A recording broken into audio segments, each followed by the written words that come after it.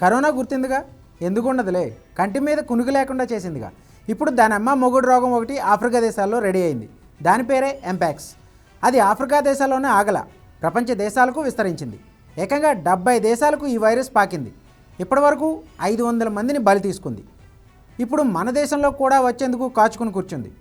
Democratic republic of కాంగోలో viral infection వ్యాప్తి చెందడంతో ఇతర దేశాలకు కూడా ఇది వ్యాప్తి చెందింది.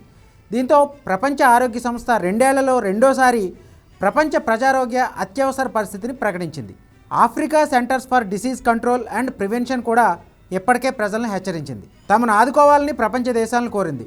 ఎంపాక్స్ వ్యాప్తి ప్రజారోగ్య అత్యవసర పరిస్థితి అని, 500 మందికి పైగా ప్రాణాలు కోల్పోయారని ప్రకటన చేసింది. వైరస్ వ్యాప్తిని అడ్డుకోవడానికి అందరూ కృషి చేయాలని కోరింది. మంకీపాక్స్ అని పిలిచే ఈ రోగం ఈ ఏడాది చాలా వేగంగా 13 దేశాలకు పాకింది. 2024లో ఇప్పటి వరకు 14,000కు పైగా కేసులు నమోదయ్యాయి.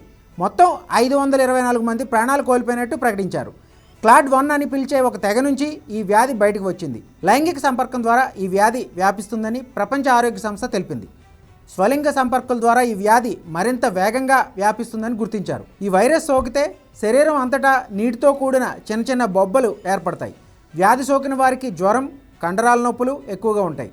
సరైన సమయంలో చికిత్స చేయకపోతే ప్రాణాలు కోల్పోయే అవకాశాలు ఎక్కువగా ఉంటాయి. ఎంపాక్స్ సోకిన జంతువుల నుంచి కూడా ఇది మనుషులకు వ్యాప్తి చెందుతుంది. ఈ వ్యాధి ఎక్కువగా కోతుల్లో ఉంటుంది. 1950లో తొలిసారి ఈ వ్యాధి బయటకు వచ్చినా ఇప్పుడు దాని ప్రభావం ఎక్కువగా కనపడుతుంది. అయితే దీనికి వ్యాక్సిన్ అందుబాటులో ఉంది.